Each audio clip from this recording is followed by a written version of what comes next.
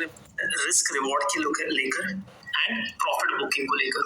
ठीक है, तो रिस्क रिवॉर्ड, सबसे पहली बात कि रिस्क रिवॉर्ड हमें कितना फेवरेबल है, कौन से ट्रेड को हमें लेना चाहिए, कौन से ट्रेड को नहीं लेना चाहिए। ठीक है, तो अभी जो मैं आपको जो भी स्ट्रेटजी सिखाने वाला हूँ प्राइस एक्शन के बेसिस के ऊपर, इसमें एक बात याद रखना कि रिस्क रिवॉर्ड जो है काफी काफी काफी फेवरेबल हो जाता है।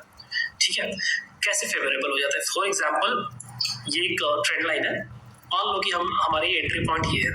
ठीक है, आपको आगे समझाऊंगा, लेकिन इस चीज को आप ध्यान रखिए। तो अगर ये हमारी एंट्री पॉइंट है, तो यूजुअली जो केसेस होते हैं ना, हमारा स्टॉप लॉस इसके बहुत पास में, हमें यहाँ स्टॉप लॉस नहीं लगाना है, वो लॉजिक नहीं करना है काफी नीचे नहीं। मैं कौन सी ऐसे देता हूँ जहां पर आपको स्टॉप लॉस या तो एकदम इसके बगल में मिलेगा, ठीक है, 2-3 रुपए ऊपर, डिपेंड करता है कि कौन से स्टॉक्स हम लिए हैं। यूजुअली मैं 2000 के ऊपर वाला स्टॉक प्रेफर करता हूँ। ठीक है, तो वहां पर 4-5 रुपए का स्टॉप लॉस हम लेकर चलेंगे भी तो काफी बढ़िया रिस्क रिवॉर्ड बनता है हमारे यहाँ पे। या फिर जो है थोड़ा इससे कोई स्विंग लो के पास आसपास, तो देख लीजिए आप किस तरह के ट्रेड आप ले रहे हो उसके अंदर।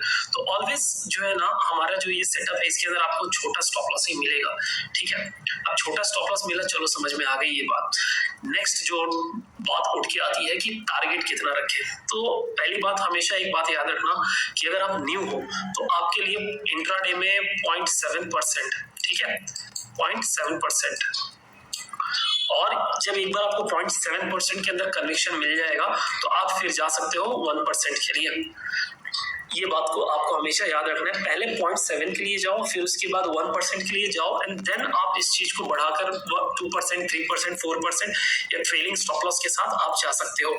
सीधे अगर आपको इंग्लिश बोलना सीखना है तो आप सीधे ग्रामर लेकर नहीं बैठते हो, पहले आप ABCD से स्टार्ट करते हो।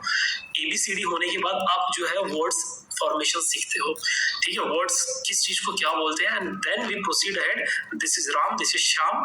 उसके बाद हम जो है इंग्लिश जो है हायर लेवल का सीखना स्टार्ट करते हैं। तो ये चाहे इंग्लिश हो, चाहे मैथ्स हो, या क्रिकेट हो, या कोई भी फील्ड में हो। ठीक है, ज्वाइनिंग भी हम करते हैं तो एज अ ट्रेनिंग या एसोसिएट ही करते हैं। तो प्लीज इस बात को ध्यान रखिए कि आप अगर 50 साल से भी मार्केट में हो और प्रॉफिटेबल नहीं हो, you have to start with 0.7% profit. ठीक है, 0.7% मिल गया आपको। 0.7% मतलब क्या आप बोलोगे? तो मान लीजिए कि आपका 10 रुपए का ये स्टॉप लॉस है, तो 0.7 ऊपर की तरफ 7 रुपए पे आप प्रॉफिट बुक कर लोगे। ठीक है, 10 रुपए का नीचे स्टॉप लॉस है, तो ये 1:1 से भी कम की मैं बात कर रहा हूँ। ठीक है, 7 रुपए पे आप अपना प्रॉफिट बुक कर लोगे, 0.7% पे बुक कर लोगे। वो हिसाब से आपको रिस्क रिवॉर्ड से आपको जो है अपने पोजीशन बनाने हैं। अब बोलोगे यार 7 पॉइंट क्या सर, आप इतना ये करके और उम्मीद देके आप इतनी छोटी चीज सिखा रहे हो। नहीं, आपको जो मैं पहले बोल रहा हूँ, पहले इसको मास्टरी, जब तक ABCD बोलना नहीं आएगा, जब तक बैट पकड़ना नहीं आएगा, आप 6 नहीं मार सकते, या आप सेंचुरी नहीं मार सकते, या डबल सेंचुरी नहीं मार सकते। पहले बैट पकड़ना सीखो। ठीक है, अब आपका ईगो भी जो है ना इस सब चीजों के बीच में आएगा। यार मैं तो 45 साल का, मैं 50 साल का हूँ, मैं 20 years I have done MBA, मैं तो PhD किया हूँ। ठीक है, आपने MBA PhD कुछ भी किया, वो आपके फील्ड में किया, स्टॉक मार्केट में नहीं किया। ठीक है, आप ये नहीं कह सकते कि मैंने MBA किया हुआ है तो मुझे टीम इंडिया में डायरेक्टली खेलना है। वहां से आपको कोई खड़ा नहीं करेगा, बोलेगा कि भाई साहब पहले जाओ क्लब लेवल पे, पहले अपने आप को प्रूव करो, देन आप आओ आपके क्लब से आपके सिटी, उसके बाद में रणजी, उसके बाद जो प्रोसेस है उसके बाद आप आना। अगर आप टिक गए तब यहाँ पर, तो वही चीजें पहले 0.7% में आप ये करो, फिर 1:1 जाओ, फिर 1:1 में ये नहीं बोलो 0.7 को आपको 2-3 महीने करना है, नहीं, एटलीस्ट अ वीक, एक हफ्ते कम से कम इसमें प्रॉफिट बनाना तो सीखो पहले 0.7% में, देन गो फॉर 1%, 2% और 3%। ठीक है, तो ये चीज मैं आपको प्रॉफिट बुकिंग का बताऊंगा, and then after that what we can do कि we can go for trading SL, और इसमें काफी पैसा बनता है। और मैं आपको ये भी बताऊंगा कि जो हम वो 200 पॉइंट, 300, 100 पॉइंट जो हम लेते हैं, वो ट्रेड आपको किस तरह से लेना है, लेकिन वो आपको मैं चार्ट पे ही समझा सकता हूँ, यहाँ पर नहीं समझा सकता, क्योंकि वो कैसे ट्रेड लेना है वो सेटअप के ऊपर डिपेंड करता है। तो इस बात को पहले आप समझ जाइए, रिस्क रिवॉर्ड हमेशा फेवरेबल होना चाहिए। ठीक है, अगर आपकी ये एंट्री पॉइंट है तो आसपास में जितने नजदीक आपका स्टॉप लॉस होगा उतना आपको ज्यादा बेनिफिट होने वाला है। तो इस बात को आपको ध्यान रखना है। प्लीज ऐसा मत करना कि मान लो कि 200 पे एंट्री है, एक मैं बात कर रहा हूँ सिर्फ, ठीक है, तो आपका स्टॉप लॉस जो होना चाहिए 100 रुपए और टारगेट 220 रुपए, नहीं, ये चीजें नहीं करना है। ठीक है, ऐसे कॉल्स भी आते हैं, तो ये सब चीजों से आप बच के रहिए।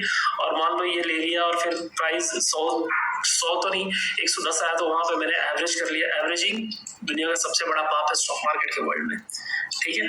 ये चीजें आपको नहीं करनी है। हम इंट्राडे के ऊपर पूरा फोकस कर रहे हैं फिलहाल के लिए, तो आपको ये चीजें नहीं करनी है, मींस नहीं करनी है, ठीक है। तो रिस्क रिवॉर्ड का आप ये चीजें हमेशा ध्यान में रखेंगे।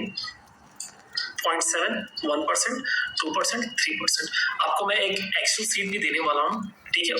उसको आप फॉलो करना ही है आपको, ठीक है। अपने परफॉर्मेंस को डेली उसको आपको ये करना है और एनालाइज करना है कि आप कितना कैपिटल बना रहे हो, ठीक है। इस बात का आपको ध्यान रखना है। छोटे छोटे बेबी स्टेप से ही जो है ना कि बड़े बड़े पहाड़ चढ़े जाते हैं। ये याद रखना कि एक एक कदम से ही इंसान हिमालय पे चला जाता है। इस बात को आपको ध्यान रखना है। तो जेम्स बॉन्ड हम बनने की कोशिश ना करें, एक एक स्टेप ले और फिर हम हिमालय पे, आपको पता भी नहीं चलेगा आप उस लेवल पे कब पहुंच गए। लेकिन प्रोसेस को प्लीज फॉलो कीजिए।